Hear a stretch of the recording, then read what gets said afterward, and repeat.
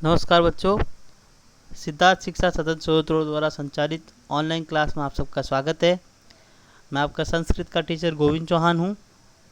हम लोगों ने हमारे पांचवें पाठ का अध्ययन किया था। उसका नाम था कंटकेनेव कंटकम, यानी जो जैसा करता है उसके साथ में वैसा ही होता है। आज हम उसके प्रश्नोत्तर करेंगे। तो देखिए, इसका जो पहला प्रश्न है वो है एक पदेन उत्तरम लिखत, यानी एक पद में उत्तर लिखना है। तो उसका पहला प्रश्न है क प्रश्न, व्याधस्य नाम किम आसीत, यानी जो शिकारी था उसका नाम क्या था। तो शिकारी का नाम था चंचल, तो हम लिखेंगे चंचल, यानी इसका नाम जो था वो चंचल था। फिर है दूसरा प्रश्न ख प्रश्न, चंचल व्याघ्रम कुत्र दृष्टवान, चंचल ने व्याघ्र को कहाँ देखा। तो चंचल ने व्याघ्र को जाल में देखा। जाल में शब्द आया हुआ है, तो में कारक चिन्ह के लिए सप्तमी विभक्ति लगाते हैं हम, इसलिए लिखेंगे जाले।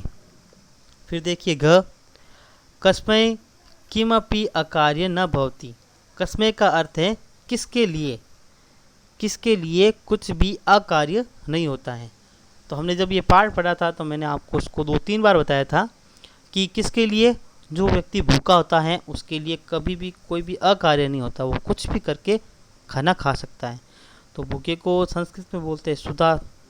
तो यहाँ पर देखिए सुधारता यानी जो भूखा व्यक्ति होता है उसके लिए कुछ भी अकार्य नहीं होता है। आगे देखिए बड़ा ग, बद्री गुल्मा नाम पृष्ठे का नीलिना आसीत, झाड़ियों के पीछे कौन छुपी हुई थी।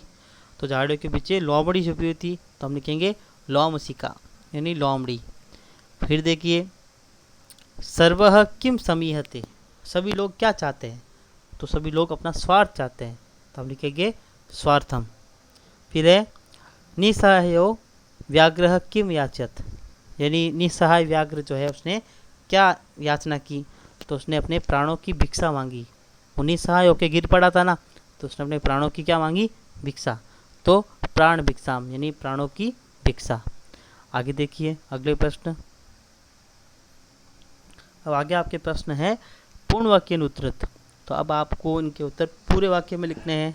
पहला प्रश्न है चंचलेन वने किम कृतम, चंचल के द्वारा वन में क्या किया गया। तो चंचल के द्वारा वन के अंदर जाल बिछाया गया था, तो हम लिखेंगे चंचलेन वने जालम विस्तारितम, यानी चंचल के द्वारा वन में क्या बिछाया गया, जाल बिछाया गया। फिर देखिए ख, व्याघ्रस्य पिपासा कथम शांता अभवत, यानी व्याघ्र जो है, शेर जो है, उसकी पिपासा यानी प्यास कैसे शांत हुई। तो व्याघ्रस्य पिपासा नद्याः जलम पीत्वा शांता अभवत, यानी शेर जो है उसकी पिपासा यानी प्यास नदी का जल पीकर शांत हुई। फिर देखिए छोटा ग, जलम पीत्वा व्याघ्र किम अवदत, जल पीकर व्याघ्र क्या बोला। तो जलम पीत्वा व्याघ्र अवदत सांप्रतम बुभुक्षितो अस्मि, ये जल पीकर व्याघ्र बोला कि अभी मैं भूखा हूँ। सांप्रतम का अर्थ है अभी मैं भूखा हूँ, सांप्रतम यानी अब इस समय मैं भूखा हूँ।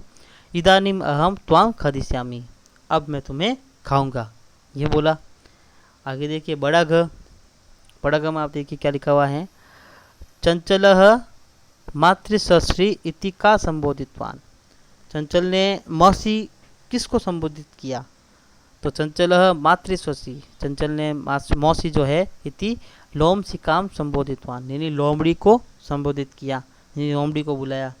प्रश्न क्या था कि चंचल ने मौसी किसको बुलाया था, तो लोमड़ी को बुलाया। तो चंचल मातृश्वसी इति लोमसिकाम संबोधितवान। फिर देखिए अंग प्रश्न, अंग में देखिए जाले पुनः बद्ध व्याघ्रम दृष्ट्वा व्याधः किम अकरोत्, जाल में पुनः बंधे हुए व्याघ्र को देखकर व्याध यानी शिकारी ने क्या किया। तो जाले पुनः बद्ध व्याघ्रम दृष्ट्वा व्याधः प्रसन्न भूत्वा गृहं गतवान, यानी जाल में पुनः बंद व्याघ्र को देखकर व्याध का अर्थ शिकारी प्रसन्न हुआ, प्रसन्न भूत्वा यानी प्रसन्न होकर गृहं गतवान यानी घर चला गया। आगे देखिए अगले प्रश्न, आगे देखिए तीसरा प्रश्न, अधोलिखितानि वाक्यानि कह का कम काम प्रति कथयति, यानी किसने किसके प्रति, किसने किसको कहा वो हमको बताना है। तो सबसे पहले देखिए यथा में दे रखा है, जैसे किसने किसको कहा था, तो इदानीम अहम त्वाम खादिष्यामि, इदानीम अहम त्वाम खादिष्यामि, मैं अब तुमको खाऊंगा। तो ये है किसने कहा था, कह, तो व्याघ्र, व्याघ्र ने कहा था। किसको कहा था, व्याधम यानी शिकारी को कहा था। फिर देखिए क कल्याणम भवतु ते, तुम्हारा कल्याण हो, ये किसने कहा था, तो यह भी व्याघ्र ने कहा था। और किसको, शिकारी को यानी व्याधम। जना मई स्नानम कुर्वन्ति, लोग मुझ में स्नान करते हैं, ये किसने कहा था, तो ये नदी के जल ने कहा था। किसको कहा था, शिकारी को, तो व्याधम हो जाएगा इसका उत्तर। फिर देखिए अहम तत्कृते धर्मम आचरितवान त्वया मिथ्या भणितम, मैंने तुम्हारे लिए धर्म का आचरण किया और तुमने उसे मिथ्या कहा, ये किसने कहा था, तो ये शिकारी ने शेर को कहा था। तो व्याधः और व्याघ्रम यानी शिकारी ने शेर को कहा। यत्र कुत्रापि छेदनम कुर्वन्ति, जहाँ कहीं भी काटते हैं, तो ये किसने कहा था, तो ये वृक्ष ने कहा था। किसको कहा था, शिकारी को, तो वृक्षः व्याधम यानी वृक्ष ने शिकारी को कहा। आगे देखिए अगला प्रश्न, संप्रति पुनः पुनः कूर्दनम कृत्वा दर्शे, यानी वापस पुनः पुनः कूद कर दिखाओ, ये किसने कहा था, तो ये लोमड़ी ने कहा था। किसको कहा था, व्याघ्रम यानी शेर को। अगला प्रश्न देखिए, चौथा प्रश्न, रेखांकित पदानि आधृत्य प्रश्न निर्माण कुरुत, यानी रेखांकित पद जो है उनके आधार पर प्रश्नों का निर्माण करना है।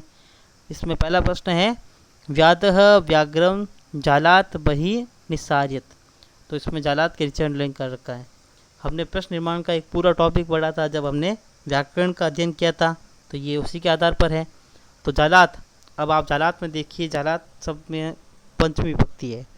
तो व्याध यानी शिकारी ने शेर को जाल से बाहर निकाला, तो कहाँ से बाहर निकाला, पंचमी विभक्ति है, इसलिए हम किम शब्द रूप के आधार पर पंचमी विभक्ति एक वचन लेंगे, तो वो होगा कस्मात।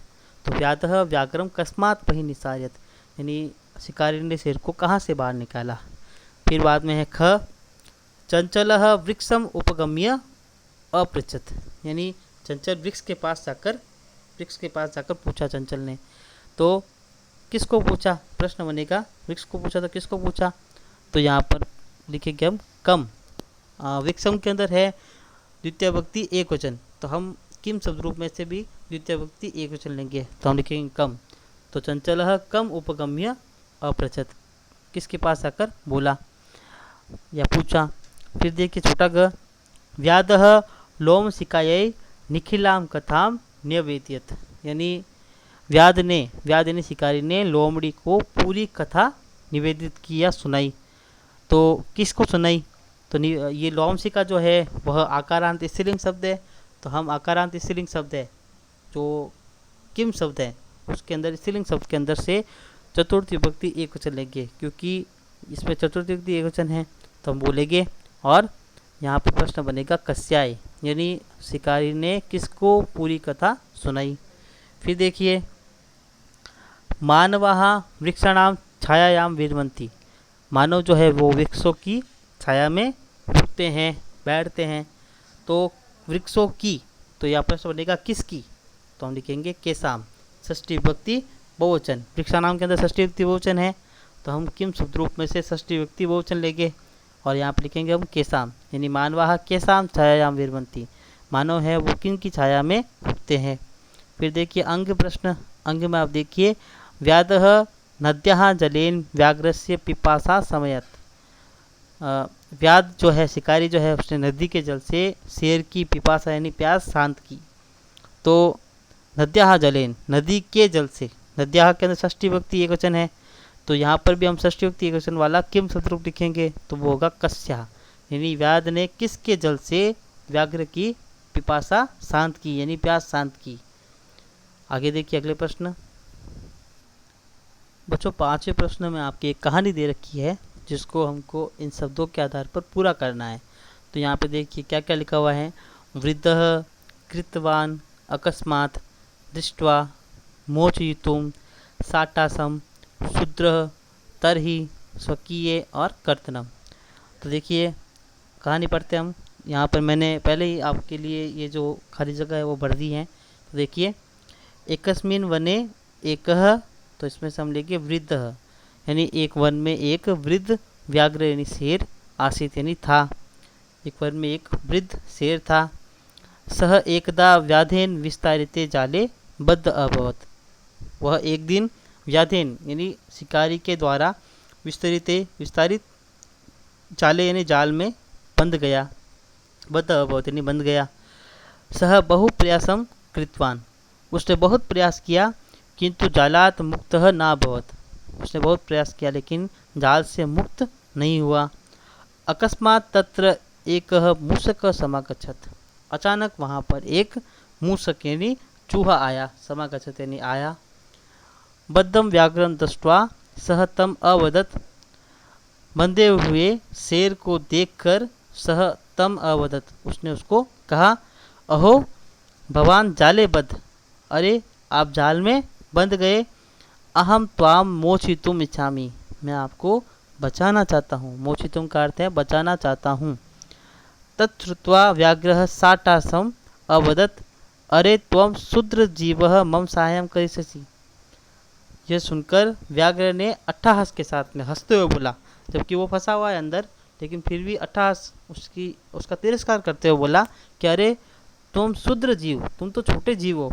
मम सहायम करिष्यसि, मेरी सहायता करोगे, कैसे करोगे इतने छोटे जीव। यदि त्वम माम मोचसी तर्हि अहम त्वाम न हनिष्यामि, अगर तुम मुझे बचा लोगे तो मैं तुम्हें नहीं खाऊंगा। मूषकः स्वकीये लघुदन्ते तज्जालस्य कर्तनं कृत्वा तम व्याघ्रं बहिकृतवान, और फिर बाद में मूषक यानी चूहे ने अपने छोटे छोटे दांतों से उस जाल का कर्तनम कृत्वा यानी काट दिया और व्याघ्र यानी शेर को वहाँ से बाहर निकाल दिया। तो इस कहानी से शिक्षा ये मिलती है कि ज़रूरी नहीं है कि हमारा छोटा मित्र, हमारा गरीब मित्र जो है वो हमारी सहायता नहीं कर सकता, हमारा हर मित्र जो है हमारी सहायता कर सकता है। आगे देखिए अगला प्रश्न है बच्चों, छठा प्रश्न, यथा निर्देशनम उत्तरत, जैसे निर्देश दिया गया है वैसे उत्तर देना है। तो उसमें सबसे पहला प्रश्न है क प्रश्न, लोम शिकायै सर्वाम कथाम निवेदित अस्मिन वाक्य विशेषण पद किम। तो सर्वाम कथा, पूरी कथा, तो कथा जो शब्द है उसका जो विशेषण शब्द है वो है सर्वाम। कथा कैसी, पूरी कथा, तो इसलिए यहाँ पर विशेषण शब्द आएगा सर्वाम। फिर देखिए, अहम तत्कृत्वे धर्मम आचरितवान अत्र अहम इति सर्वनाम पदम कस्मे प्रयुक्तक, मैंने तुम्हारे लिए धर्म का आचरण किया। तो यहाँ पर ये जो अहम शब्द है, अहम यानी मैंने तुम्हारे लिए धर्म का आचरण किया, ये जो अहम शब्द है वो किसके लिए आया हुआ है। तो यह बात किसने बोली थी, शिकारी ने कही थी, शिकारी ने कही थी। तो हम यहाँ पर दो आंसर लिखे मैंने यहाँ पर, व्याधाय यानी व्याध के लिए, शिकारी के लिए आया, या फिर उसका जो नाम था उसके लिए, तो हम लिख देंगे चंचल आए। तो शिकारी या चंचल के लिए ये शब्द आया हुआ है। ये किसने कहा था, शिकारी या चंचल ने कहा था। देखिए घ प्रश्न, सर्वः स्वार्थम समीहते अस्मिन वाक्ये कर्तृपदम किम, सभी स्वार्थ चाहते हैं, सभी को स्वार्थ चाहिए, अपना अर्थ चाहिए, इसमें कर्ता पद कौन सा है, तो पहला ही पद कर्ता पद होता है। तो देखिए सर्वः यानी पहला पद हो गया कर्ता। फिर देखिए बड़ा घ, सा सहसा चंचलम उपसत्य कथयति वाक्यात एकम अव्यय पदम चित्वा लिखत, इसमें से कोई भी एक अव्यय पद जो है उसको चुन के लिखना है। तो सहसा जो है वो है अव्यय पद, सहसा का अर्थ होता है अचानक, तो यह अव्यय पद है, ये हमने यहाँ पर चुन के लिख दिया, इसका उत्तर हो गया सहसा। फिर देखिए अंग प्रश्न, का वार्ता माम अपि विज्ञापय, क्या बात है मुझे भी बताइए। अस्मिन वाक्ये क्रियापदम किम, क्रियापदस्य पद परिचयम अपि लिखत, इसमें क्रियापद कौन सा है और क्रियापद का पद परिचय लिखना है, यानी क्रियापद के बारे में लिखना है। तो इस पर क्रियापद जो है वो है विज्ञापय, क्या है, विज्ञापय, विज्ञापय है, तो इसका उत्तर तो हो गया विज्ञापय। अब इसका पद परिचय लिखेंगे हम। तो देखिए पद परिचय क्या है कि इसमें वि उपसर्ग है, फिर है ज्ञा धातु, ज्ञा यानी ज्ञान, फिर है लोट लकार और उसका मध्यम पुरुष एक वचन है इसके अंदर जुड़ा हुआ। आगे देखिए अगला प्रश्न, देखिए बच्चों इसके अंदर आपको उदाहरण के अनुसार एक स्थान की पूर्ति करनी है। तो उदाहरण दे रखे थे, मैंने एक स्थानों की पूर्ति कर दी है। यहाँ पर शब्दरूप है जिसमें प्रथमा, तृतीया, सप्तमी और षष्ठी विभक्ति है। तो सबसे पहले देखिए मातृ शब्द है, उसकी प्रथमा, ठीक है। तो प्रथमा देखिए आप, माता, मातरो, मातरः, ये है एक वचन, द्विवचन और बहुवचन माता शब्द का। तो उसी प्रकार से हमको स्वश्री की बनानी है। जैसे माता है वैसे स्वसा, मातरौ तो स्वसारौ और मातरः तो स्वसारः। फिर देखिए माता शब्द की तृतीय विभक्ति, मात्रा, मातृभ्याम, मातृभिः। तो वहाँ पर उसी तरह से हमको स्वश्री की बनानी है। तो देखिए स्वश्रा, स्वश्रीभ्याम, स्वश्रीभिः। फिर देखिए स्वश्री की सप्तमी विभक्ति दे रखी है, स्वसरी, स्वसरो और स्वसरुसु। तो उसी प्रकार से माता की बनानी है, तो मातरी, मात्रो, मातृसु। फिर देखिए स्वश्री की षष्ठी विभक्ति बना रखी है, स्वसुहु, स्वस्रो और स्वश्री नाम। तो उसी प्रकार से माता की बनानी है, तो मातुहु, मात्रोह और मातृनाम। तो इस प्रकार से हम इनको लिख देंगे। अगला प्रश्न देखिए, ये आपका अंतिम प्रश्न है बच्चों। आ प्रश्न 7वें का, धातुम प्रत्ययम च लिखत, यानी धातु और प्रत्यय लिखना है। इसमें ये पद दे रखे हैं, उनका धातु और प्रत्यय लिखना है। तो गंतुम के अंदर देखिए क्या है, गम धातु है और प्रत्यय है तुमुन प्रत्यय। दृष्टुम के अंदर है दृष्ट धातु और प्रत्यय है तुमुन। करणीय, इसमें है क्री और प्रत्यय है अन्यर। फिर है पातुम, तो इसमें है पा धातु और प्रत्यय है तुमुन। फिर है खादितुम, इसमें है खाद धातु और प्रत्यय है तुमुन। और कृत्वा, तो इसमें है क्री धातु और प्रत्यय है कत्वा। तो बच्चों आपके 5वें पार्ट के प्रश्न तो जो है वो पूरे हुए। आप लोग इनको जो है अपने उत्तर पुस्तिका में करके मुझे भेजेंगे। धन्यवाद।